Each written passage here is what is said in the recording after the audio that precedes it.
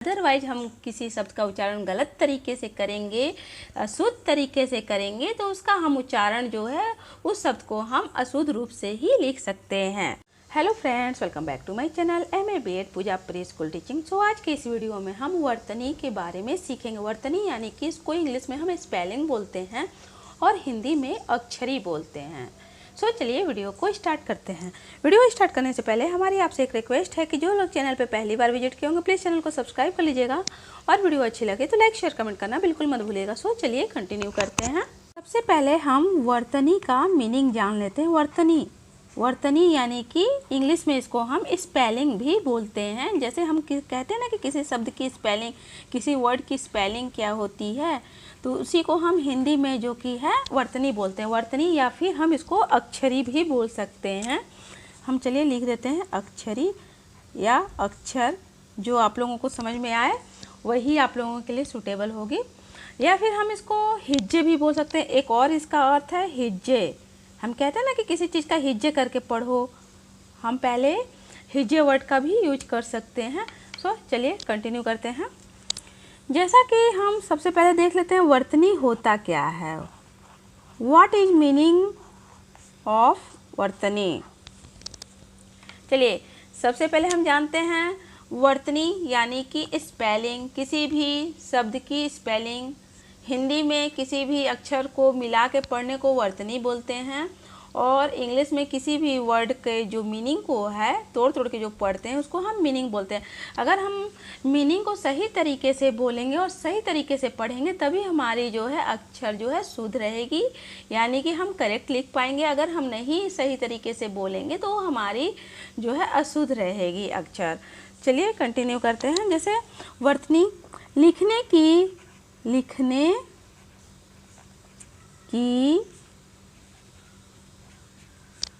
कला, लिखने की कला या रीति, लिखने की कला या रीति को वर्तनी कहते हैं।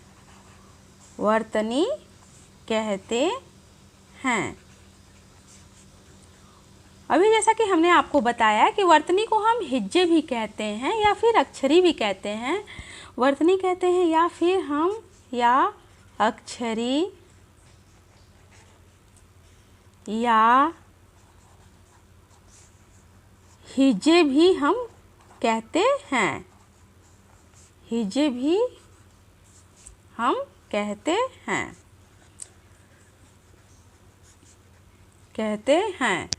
जैसा कि वर्तनी का हम सीधा संबंध हम उच्चारण से लेते हैं।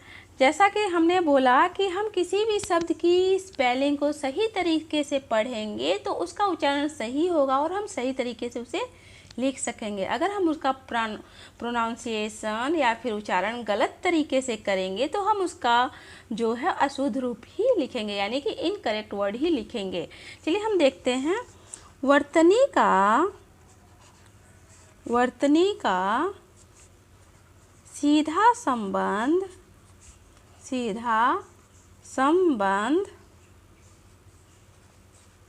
उच्चारण, जिसको इंग्लिश में हम प्रोनाउंसिएशन कहते हैं। उच्चारण या हम प्रोनाउंसिएशन भी बोल सकते हैं। PRONOUNCIATION प्रोनाउंसिएशन से होता है।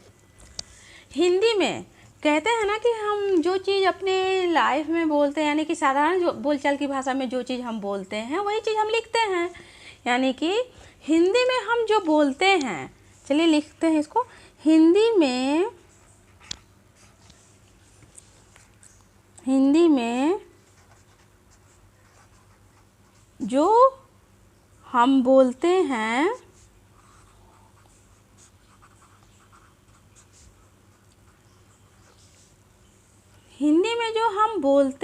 वही लिखते भी हैं।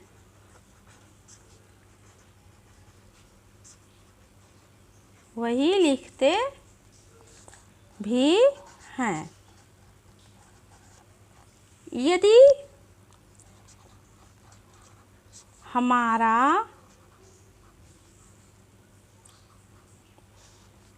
यदि हमारा उच्चारण, जैसा कि अभी हमने आपको बताया है, उच्चारण अशुद्ध, यदि हमारा उच्चारण अशुद्ध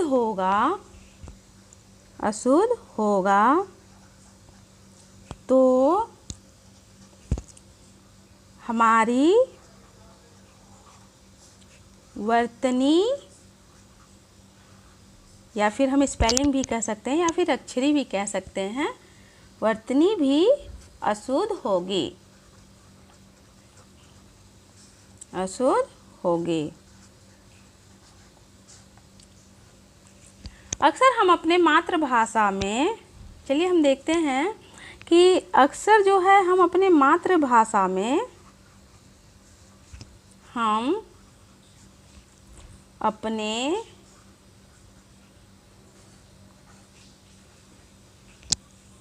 मातृभाषा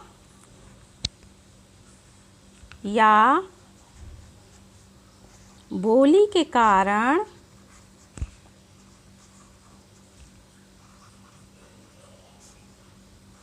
तथा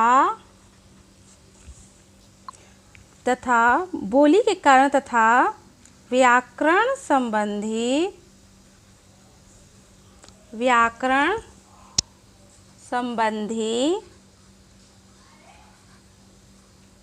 ज्ञान की कमी के कारण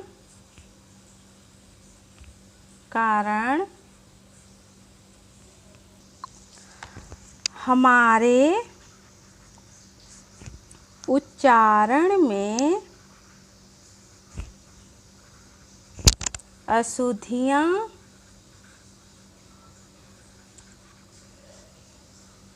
आ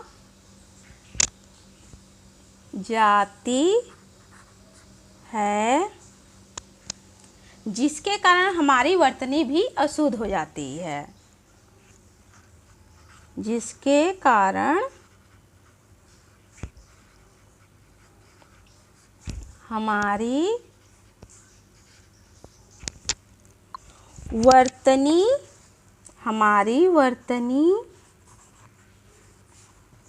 जिसके कारण हमारी वर्तनी भी अशुद्ध हो जाती है, या फिर वर्तनी में भी अशुद्धियाँ आ जाती है।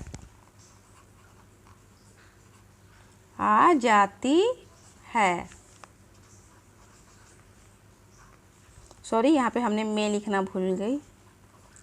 वर्तनी में भी अशुद्धियाँ आ जाती है। जैसे कि इसका एग्जाम्पल हम आप लोगों को बता देते हैं। जैसे हम कभी कभी अपनी बोलचाल की भाषा में आकाश बोल देते हैं, आकाश को, तो ये गलत है। ये आकाश नहीं होता है, इसका शुद्ध रूप क्या होगा? आकाश। जैसे कुछ और ले लेते हैं, जैसे हम कह देते हैं ना कि बच्चा नादान है, बट यहाँ पे नादान ना होके नादान, हम नादान बोलेंगे। जैसे हम बोल देते हैं कि आगामी वर्ष में ऐसा होने वाला है, या फिर आगामी वर्ष में ऐसा होने वाला है। चलिए आगामी का शुद्ध रूप देख लेते हैं। हम आगामी ना बोल के इसको हम आगामी बोलेंगे, यानी कि इसका शुद्ध रूप है जो आगामी है। आई होप आप लोगों को समझ में आ रहा होगा कि अशुद्ध शब्द और शुद्ध शब्द क्या होता है। यानी कि किसी शब्द की वर्तनी या अक्षरी हमारे मातृभाषा में बोलने या हमारे जो है व्याकरण की कमी होने के कारण उस शब्दों में कितना फ़र्क पड़ता है। चलिए फ्रेंड्स, एक बार हम लोग फिर से इसका जो है परिभाषा सीख लेते हैं। जैसे वर्तनी किसे कहते हैं? वर्तनी कोई इंग्लिश में साधारण बोलचाल की भाषा में, चलिए हम स्पेलिंग या फिर हिज्जे भी बोल सकते हैं या फिर अक्षरी भी बोल सकते हैं। इंग्लिश में हम ज़्यादातर स्पेलिंग ही बोलते हैं, लेकिन हिंदी में कभी कभी लोगों को कंफ्यूज हो जाता है, इसलिए उसे अक्षरी या वर्तनी भी बोल सकते हैं, या फिर कहते हैं हिज्जे करके बोलना। लिखने की कला या रीति को वर्तनी कहते हैं, या अक्षरी या हिज्जे भी कह सकते हैं। वर्तनी का सीधा संबंध जो है हमारे प्रोनाउंसिएशन यानी कि उच्चारण से होता है। हिंदी में जो हम बोलते हैं वही हम लिखते हैं। यदि कहने का मतलब है कि यदि हम किसी शब्द का उच्चारण सही तरीके से करेंगे तो ही हम किसी शब्द को सही तरीके से लिख सकते हैं। जैसा कि हमने यहाँ पे लिखा है कि वर्तनी का सीधा संबंध उच्चारण या प्रोनाउंसिएशन से होता है। हिंदी में जो हम बोलते हैं वही लिखते हैं।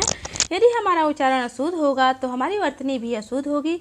अक्सर हम अपनी मातृभाषा या बोली के कारण तथा व्याकरण संबंधी ज्ञान की कमी के कारण हमारे उच्चारणों में अशुद्धियाँ आ जाती हैं, जिसके कारण हमारा जो है वर्तनी भी अशुद्ध हो जाता है। जैसा कि यहाँ पे हमने एग्जाम्पल आप लोगों को दिया है कि हम साधारण बोलचाल में कोई बात बोलते हैं, जैसे हम कुछ ले लेते हैं, जैसे पेन। पेन तो हम बोल दिए, पेन तो ये हमारा ठीक है इंग्लिश वर्ड है।